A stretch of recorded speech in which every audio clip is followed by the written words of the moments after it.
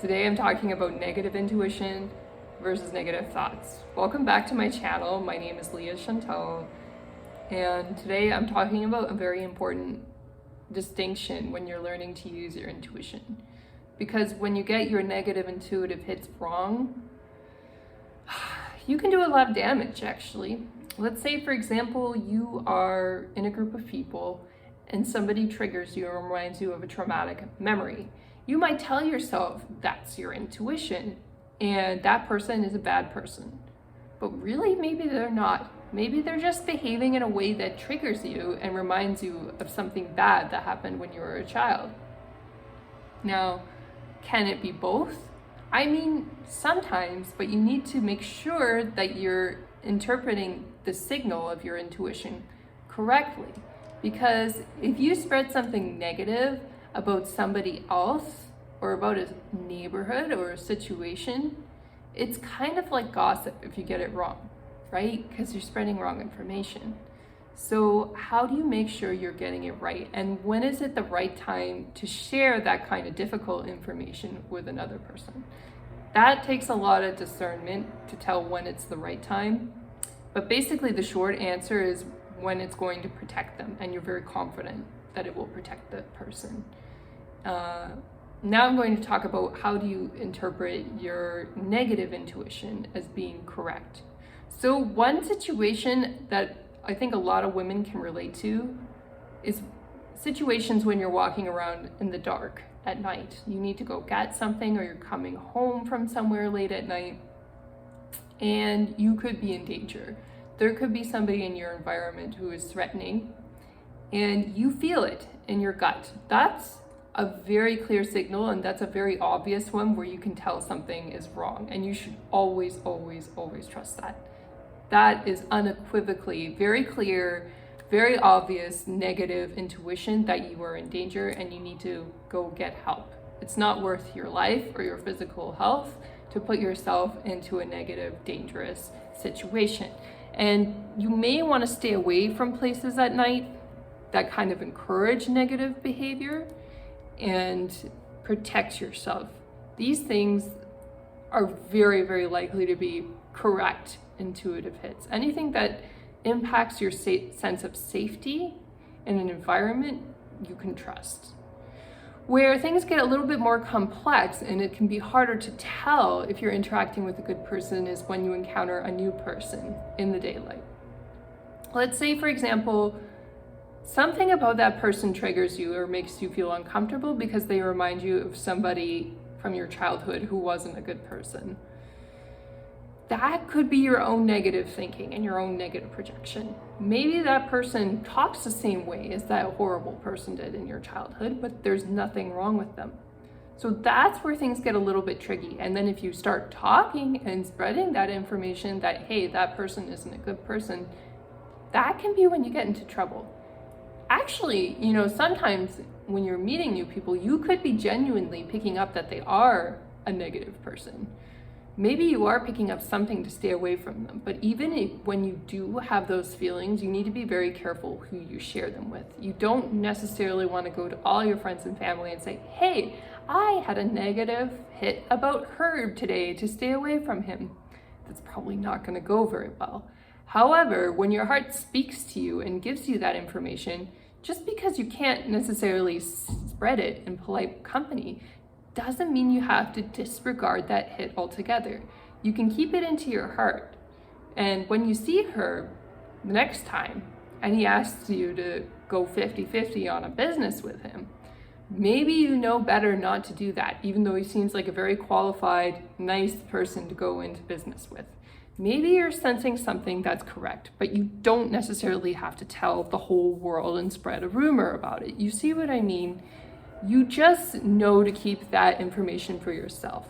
And if you're a parent and you get a negative feeling about another adult in the presence of your child, I highly recommend that you don't see that adult again or you stay away from them, because you probably have a pretty accurate read that they could be a child predator. But you don't have to go telling everybody in your neighborhood necessarily if you don't know for sure, because you could be causing a problem in your neighborhood. You see what I mean? But in very, very discreet ways, just find ways to stay away from the person who is a negative influence. Now, sometimes when we're learning spiritual disciplines in groups where you're promoting your own growth, what they will say is something to the effect of, when you encounter a negative person or a negative situation, it's a reflection of your own internal state. And that can be true for a lot of people. You know, some situation reminds you of a bad scene that happened in high school, or another person reminds you of your ex, and you automatically have negative feelings straight away. And you could be wrong. And the interesting thing about that is that I want to call out some negative, psychics, mediums, etc. on the internet, is they will play on that kind of fear, and they will talk about it as being intuition.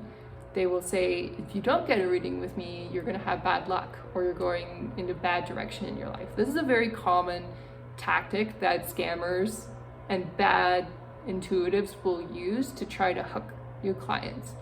And it's completely wrong, and it's unethical. That is not the correct way to use your intuition or to get new clients. So I'm just putting that out there. That is not a genuine negative hit. And if you do ever pick up using your empathy that somebody's having bad karma or they're going in a bad direction in life, you should never share that with the person unless you have their permission to share that. So if they come to you and ask you for a reading and they really want your opinion on it, then maybe at that point you can tune in and tell them that truth.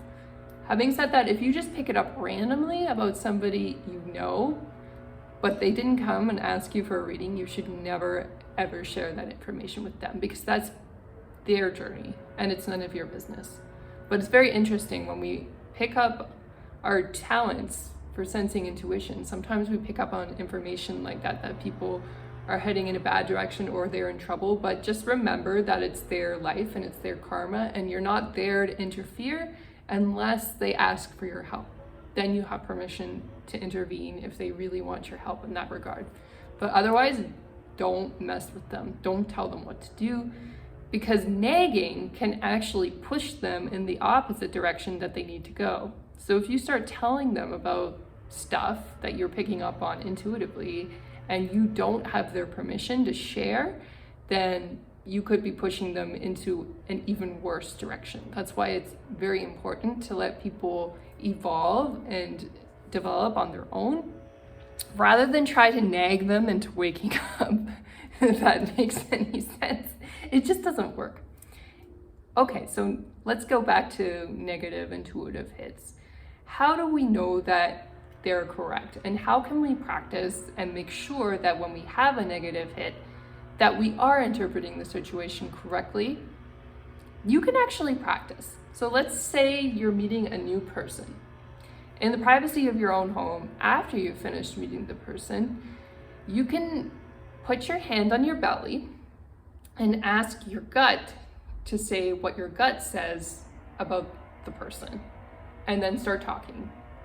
Then when you finish letting your gut say what it needs to say about the person, you can switch and say, okay, what does my intellectual mind say about the person? And then give your intellectual mind a few minutes to say what they want to say about the person.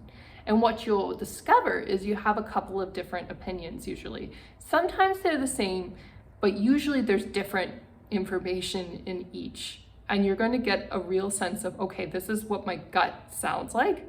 This is what my head sounds like. If you practice, you'll get better at it.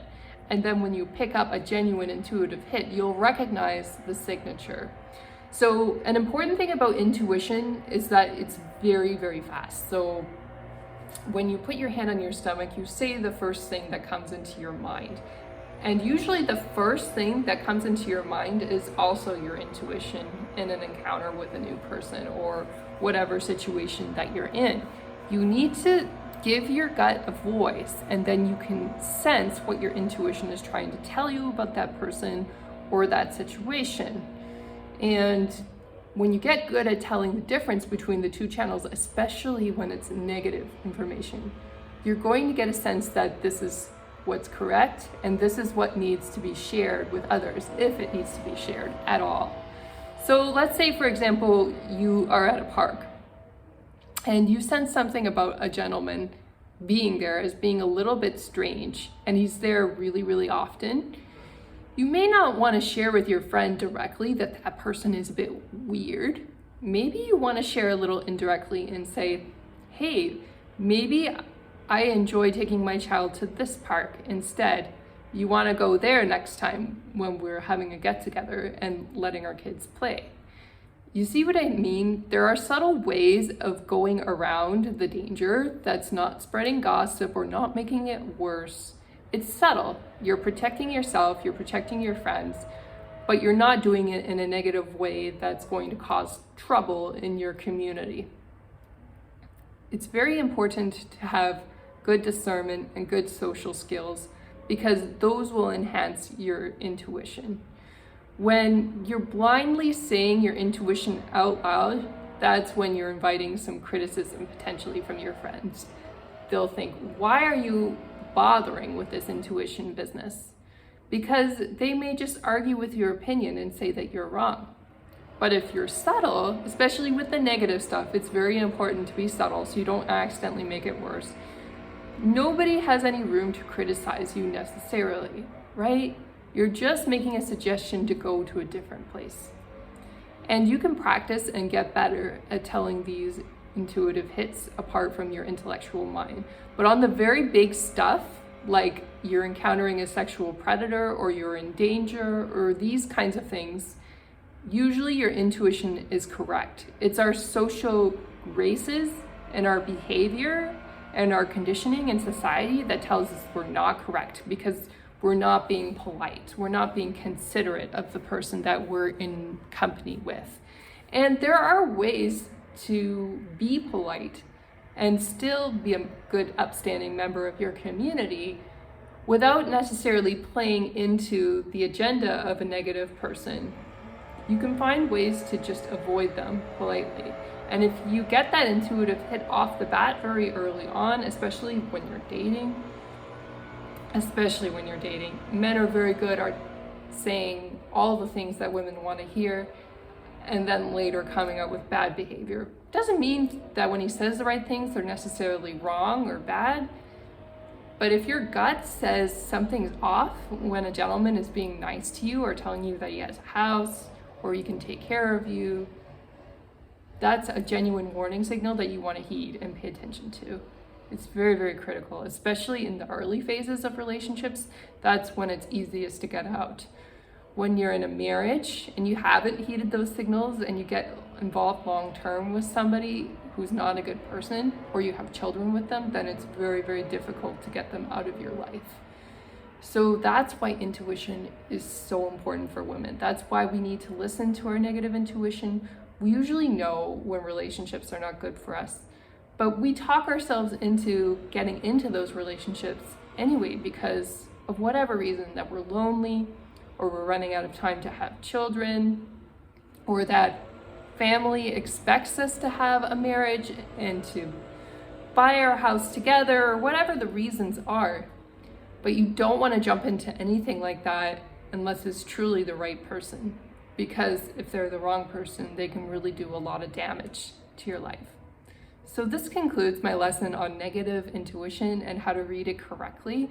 I really only had time to go into a few scenarios to help you understand what the difference is, but if you have any questions or any situations that you've come up against in your life that you want some guidance on to know whether or not you're feeling a negative intuition or if it's a negative projection, I can help weigh in and give you some guidance on that.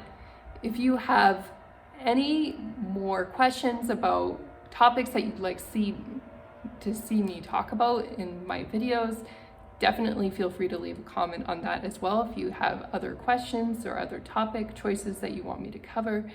If you want to subscribe and see more videos, definitely click subscribe and click like if you enjoyed this discussion on negative intuition and negative thinking and what the difference is. And I hope I've articulated the difference in a way that's helpful for you.